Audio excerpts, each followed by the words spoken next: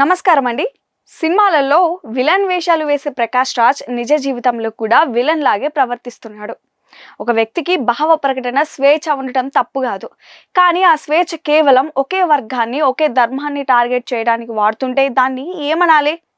అసలు తాను ఏ మతానికి చెందినవాడు స్పష్టత ఇవ్వకుండా ప్రకాష్ రాజ్ నిరంతరం హిందూ ధర్మం మీద విషం చిమ్మటం వెనుక ఉన్న వ్యూహం ఏంటి? రామాయణం లాంటి పురాణితిహాసాలను అవహేళన చేసే స్థాయికి ఒక నటుడు వెళ్ళడమేనా మనం చూస్తున్న ప్రగతిశీలత? ప్రకాష్ రాజ్ గారు, మీరు నిజంగా సెక్యులరిస్టా లేక ఒక ప్రత్యేక ఎజెండాతో హిందుత్వాన్ని తక్కువ చేసే ముసుగు మేధావియా? ఈ ప్రశ్నలకు సమాధానం కావాలంటే ఈ వీడియోను చివరి వరకు చూడండి.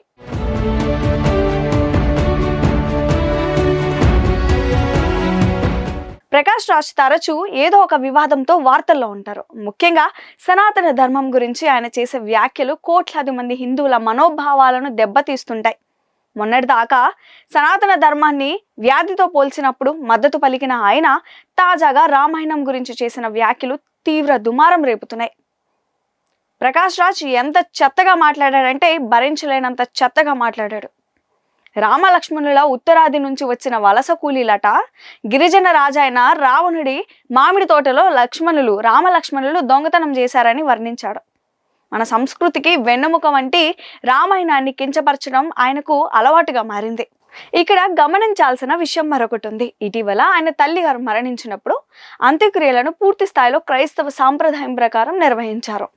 అది ఆయన వ్యక్తిగత విషయం అయినప్పటికీ దాన్ని ఎవరు తప్పు పట్టరు. కానీ ఒక క్రైస్తవుడిగా ఉండి ఆ విషయాన్ని బయటకు చెప్పకుండా తానేదో మతాతీత వ్యక్తినని చెప్పుకుంటూ కేవలం హిందూ పండుగలను ఆచారాలను మాత్రమే విమర్శించడం వెనక ఉన్న హిపోక్రసీని మనం గమనించాలి.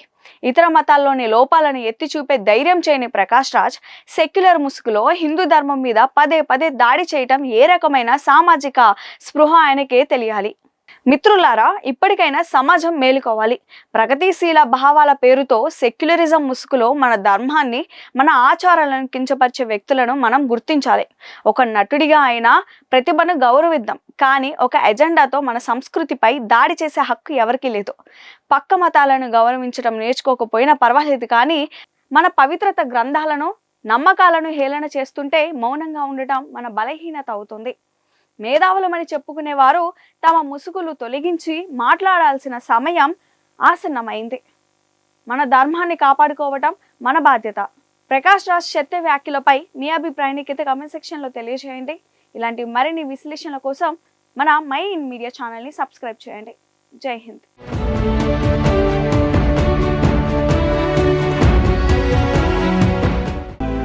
My Media, the voice of India.